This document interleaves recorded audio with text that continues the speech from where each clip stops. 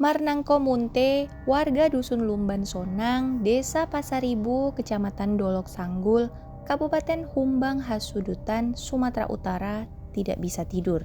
Entah kenapa, pria parubaya itu tidak bisa memejamkan matanya pada malam di hari Jumat 11 November tahun 2022, bahkan hingga dini hari, atau tepatnya di tanggal 12 November, dia masih saja terjaga.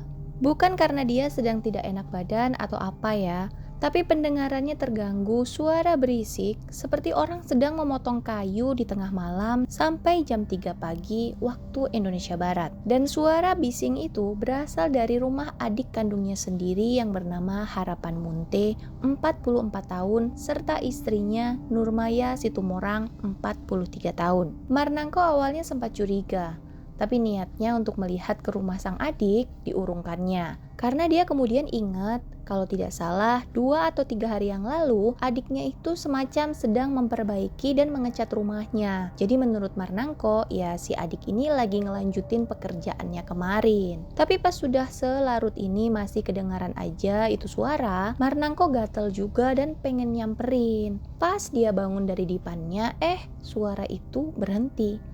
Udah gak kedengaran lagi. Ya udah, dia gak jadi nyamperin dan akhirnya tertidur juga. Dan pagi-paginya, Marnangko yang bisa dibilang baru tidur subuh nih, dikagetin sama teriakan anaknya yang bernama Hari Jumadi Munte.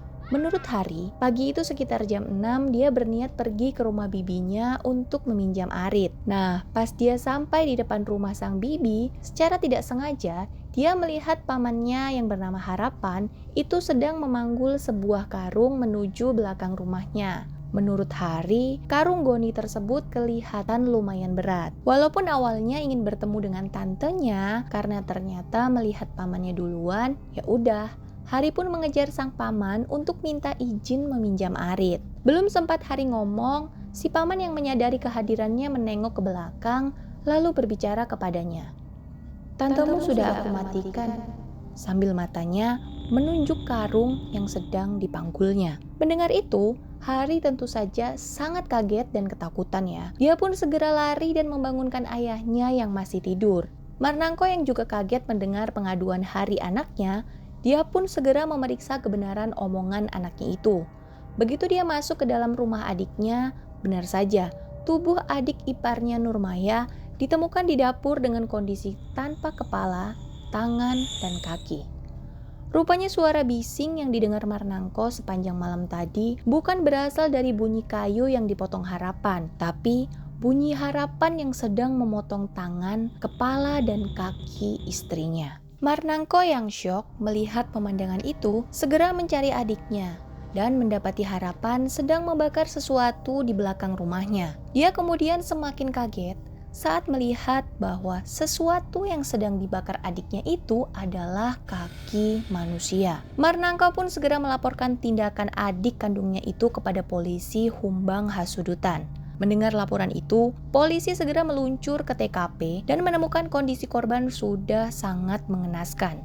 Tubuh Nurmaya ditemukan di dapur dengan keadaan kepala terpenggal, tanpa kaki dan tangan. Kaki korban kemudian ditemukan dalam kondisi gosong di belakang rumah korban. Sedangkan potongan kepalanya masih berada di dalam karung goni yang juga ada di belakang rumahnya. Sepertinya potongan kepala itu belum sempat dibakar oleh Harapan. Yang lebih mengerikan lagi, potongan lengannya ditemukan tidak lagi utuh di dalam panci. Rupanya, selain pembunuhan, telah terjadi pula mutilasi dan kanibalisme. Jasad Nurmaya langsung dievakuasi ke Rumah Sakit Umum Dolok Sanggul dan kemudian dikirim ke Rumah Sakit Bayangkara Medan untuk dilakukan otopsi.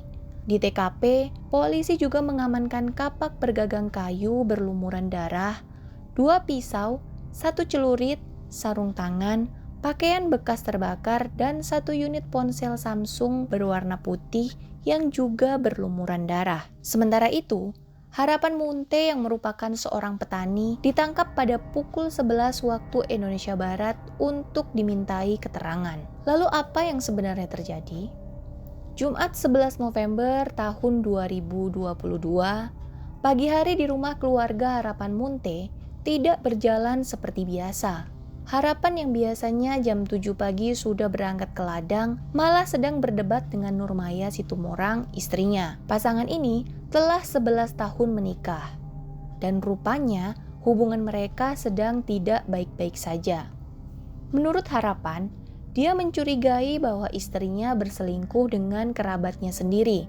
Selain itu, istrinya juga kerap berkata kasar dengan mengatainya gila saat mereka sedang bertengkar. Karena merasa sangat marah dan sakit hati, Harapan kemudian mengunci istrinya di dalam kamar.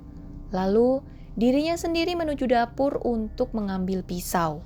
Harapan kemudian masuk ke dalam kamar dan mencekik serta menusuk tubuh istrinya dengan pisau yang telah diambilnya itu. Mirisnya lagi, semua tindakan kejinya itu dilakukan Harapan di depan anak mereka yang masih berusia 3 tahun.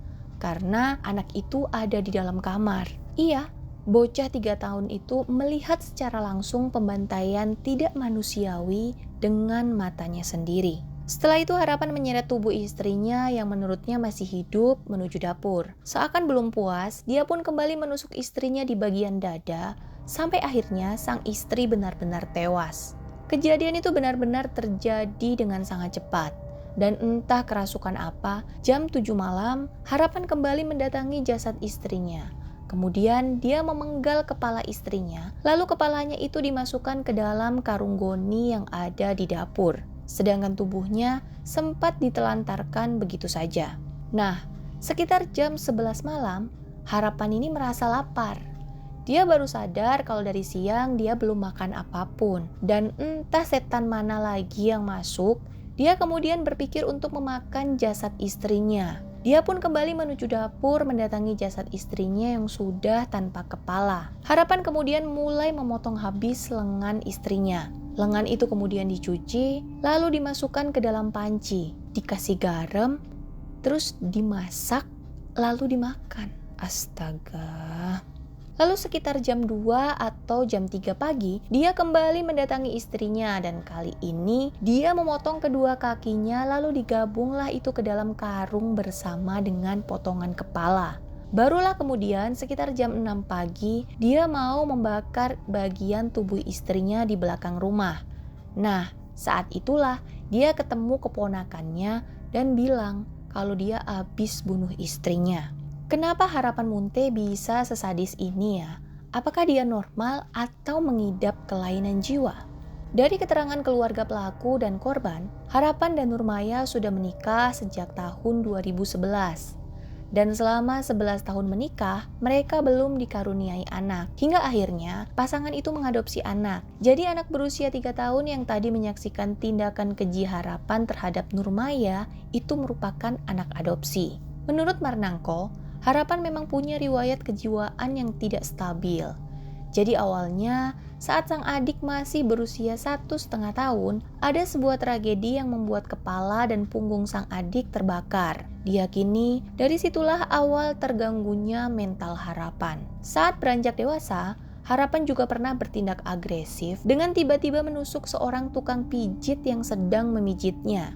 Bahkan saking tidak terkendalinya sifat Harapan, dia pernah dirawat di rumah sakit jiwa, tepatnya pada tahun 2004. Sebelum kejadian mengenaskan ini terjadi, Nurmaya sempat menceritakan kepada keluarga bahwa suaminya sepertinya kambuh lagi. Dan saat itu, Marnangko sempat meminta Nurmaya untuk menyembunyikan semua benda tajam yang mungkin saja berbahaya. Selain itu, belum lama ini, rupanya Harapan juga punya niatan untuk menikah lagi. Bahkan, Harapan sempat mengenalkan sosok calon istri keduanya kepada Nurmaya. Tapi Nurmaya malah memperingatkan calon madunya itu dengan ucapan, "Jangan mau kawin sama dia. Orangnya gila itu." Begitu kata Nurmaya. Kata-kata itulah yang diduga menjadi salah satu pemicu Harapan sampai tega membunuh Nurmaya, istrinya. Namun motif sementara belum dirilis secara resmi oleh pihak kepolisian ya, karena masih dilakukan penyelidikan secara mendalam. Namun sejauh ini, polisi masih menganggap jika kejiwaan Harapan normal saat dia melakukan pembunuhan keji itu. Karena selama diperiksa, Harapan selalu menjawab dengan baik walau agak sedikit lamban. Polisi menjeratnya dengan pasal 338 KUHP dan dia pun diancam hukuman mati atau hukuman seumur hidup. Terima kasih yang sudah klik video ini dan nonton sampai habis. Matur thank you. Boleh minta supportnya dengan cara klik tombol subscribe teman-teman. Boleh ya, agar aku makin semangat cerita lagi, cerita mulu, cerita terus untuk kalian. Dadah.